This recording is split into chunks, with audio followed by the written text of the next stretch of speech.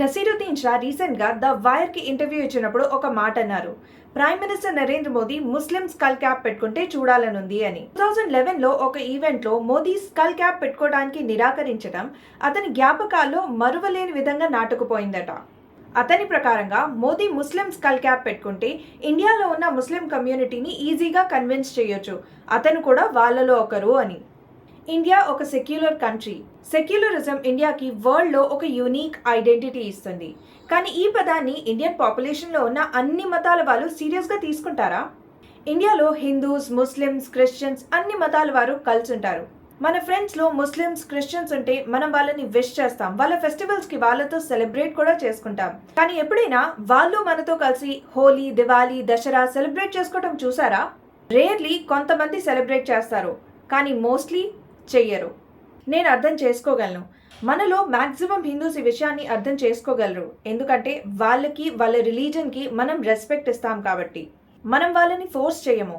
మనం చేసిన ప్రసాదం వాళ్ళు తినరు, మనతో మన ఫెస్టివల్స్ కూడా సెలబ్రేట్ చేసుకోరు. కానీ మనం ఏమనుకోము. ఇలానే వాళ్ళు కూడా అనుకోవచ్చు కదా. మోదీ ప్రైమ్ మినిస్టర్ అయినా అతనికి ఒక రిలీజన్ ఉంది, అతను హిందూ. ఒక హిందూ తన మతాన్ని నిష్ఠగా ఫాలో అవ్వటం తప్ప? అతను ముస్లిం స్కల్ క్యాప్ వేసుకోవాలా వద్దా అనేది అతని పర్సనల్ చాయిస్. దీన్ని మనం ప్రశ్నించడం అంటే మనకి రిలీజియస్ టాలరెన్స్ లేదు అని అర్థం. ఇది క్లియర్లీ ఇండికేట్ చేస్తుంది ఇండియాలో లార్జెస్ట్ పాపులేషన్ ఉన్న హిందూస్కి వేరే మతాల వైపు యాక్సెప్టెన్స్ అండ్ టాలరెన్స్ ఎక్కువ.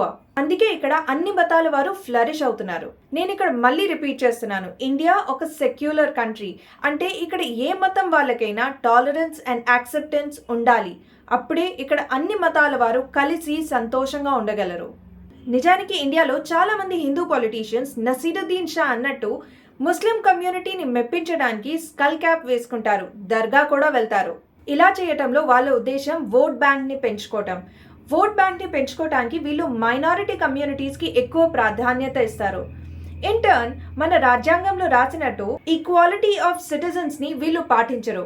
ఇది ఇండియన్ పాలిటిక్స్లో ఎంత కామన్ అంటే recently revise class 11 political science text బుక్లో కూడా ఈ విషయాన్ని మెన్షన్ చేశారు. అయితే మోదీ కూడా వీళ్ళలానే చేయాలి అంటే అది తప్పే.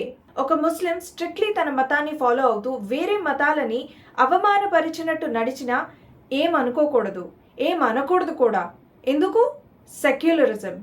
కానీ ఒక హిందూ స్ట్రిక్ట్లీ తన మతాన్ని ఫాలో అవ్వటం కూడా మన మోడర్న్ సొసైటీ తప్పుగా భావిస్తుంది. ఎందుకు? సెక్యులరిజం. ప్రాఫిట్ మొహమ్మద్ మీద జోకులు వేసే సత్తా ఈ వరల్డ్లో ఏ కామెడియన్కి లేదు. కానీ హిందూ దేవుళ్ళ మీద జోకులు వేయొచ్చు, వాళ్ళ ఫోటోలు అండర్ గార్మెంట్స్ మీద, చెప్పుల మీద కూడా ప్రింట్ చేయొచ్చు. ఎందుకు? ఎవరేం అనరు. రీజన్ ఏంటంటే మన మతానికి మనమే రెస్పెక్ట్ ఇవ్వము. మనం ఫాలో అయ్యే హిందూ మతానికి మనమే రెస్పెక్ట్ ఇవ్వకపోతే మన మతానికి, అది ఫాలో అయ్యే మనకి కూడా ఈ ప్రపంచం రెస్పెక్ట్ ఇవ్వదు.